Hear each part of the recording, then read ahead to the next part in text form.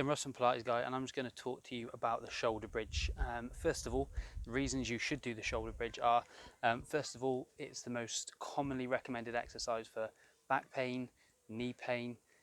It's absolutely brilliant for improving those. I had a client I worked with who was thinking about getting rid of his car because it was too low, and I worked with him mainly doing shoulder bridges and a few other bits and pieces, but primarily shoulder bridges for about 3 months, and he decided to keep the car.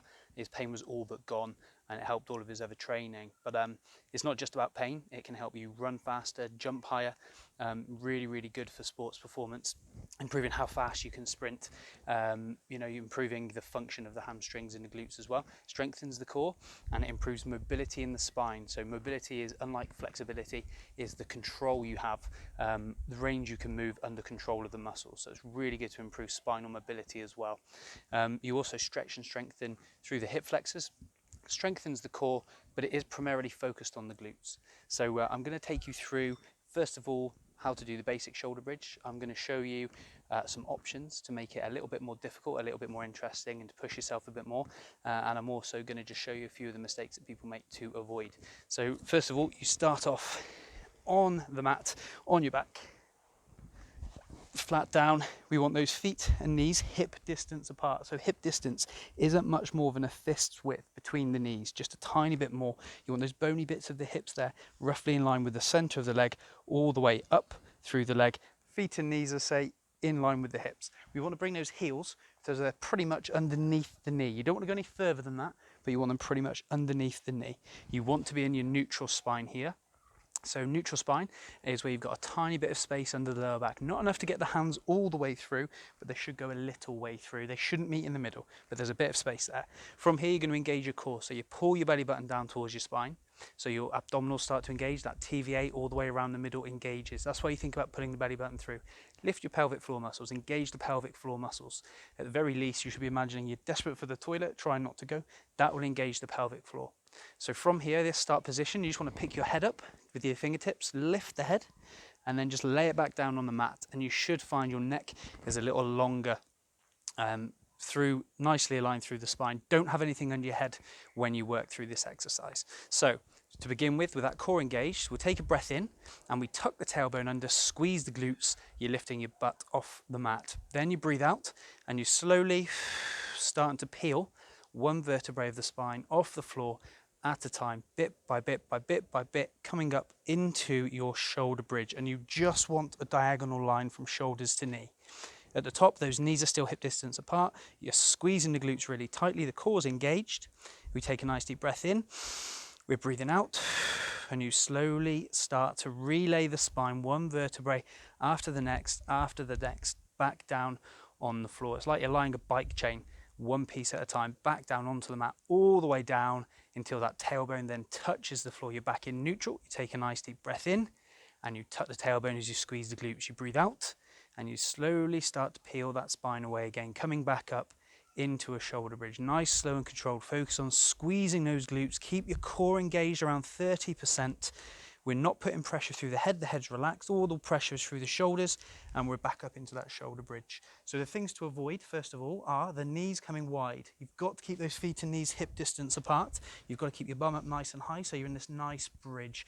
You don't want to go too far. You don't want to push those hips forward, coming into an arch here because you're extending and hyperextending the spine here, which we don't want to do, putting pressure on the back. You just want that nice shoulder bridge. Squeeze those glutes all the way up and all the way down as well. So that's a couple of things you want to avoid. Now just a few options to make this a little more difficult. So you've got so many options with shoulder bridge. The first one is to just hold the arms out in front instead of having them down by the sides. Takes away a point of stability, and then you're working through your bridge with those arms just held out in front. It's controlled, it's slow, it's precise. It's not a really fast bridge. You're not just thrusting the hips forward doing thrusts, although they are good. It's a different exercise. The other option, and I've just come down quickly there, is to bring the arms up and over. I'm going to do these a little quicker just to work through the options. So you can bring the arms up and over as you come up into your bridge, and you bring them back down as you come back out of that bridge. So I'm doing these bridges much more quickly now just to show you the options. Another option, with or without the arms, is to come up into your bridge. Depending what level you want to work to, you might want to use the arms or just stick with the arms, keeping the feet still, or you might just want to do the footwork.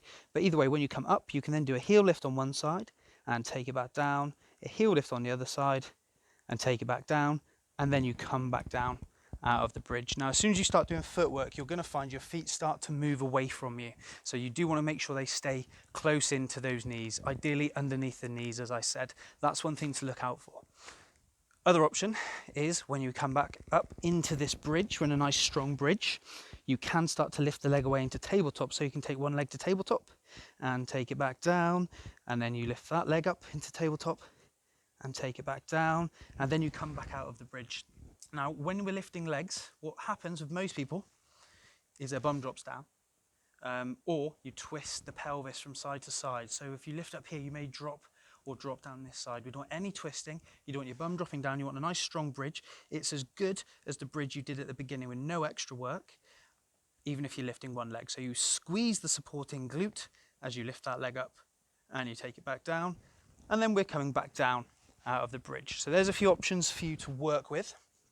If you want to go a little further with this, again, you can do these with or without the arms. We come up into our bridge. I am doing them more quickly. Remember, it's nice, slow and controlled. I think I've let my feet get away from me a bit there as well, so you can bring them in. And you can take that leg straight up towards the ceiling or the sky. Bring the leg down so the knees align. Bring it back up. And then take that leg back down, swapping over, squeeze the other supporting glute, take that leg up. Let the leg come down so the knees align. Bring it back. And then come back down to the floor before you then come back out of your bridge. But fundamentally, everything is as good as that first bridge when you're not even using your arms. So we're set up in neutral. We squeeze the glutes, tuck the tailbone as we breathe in. We're breathing out. We're peeling that spine away from the floor, coming up into that shoulder bridge. Squeezing the glutes all the way up. Keep the core engaged all the way through as well. Never let it relax. Nice deep breath in. We're breathing out as we roll that spine back down into the mat. So it's as good and controlled and slow and precise as that first bridge, even with that extra work. Now I'll show you a slightly more advanced shoulder bridge, which is basically to do everything on one leg. This is the last option I'll show you.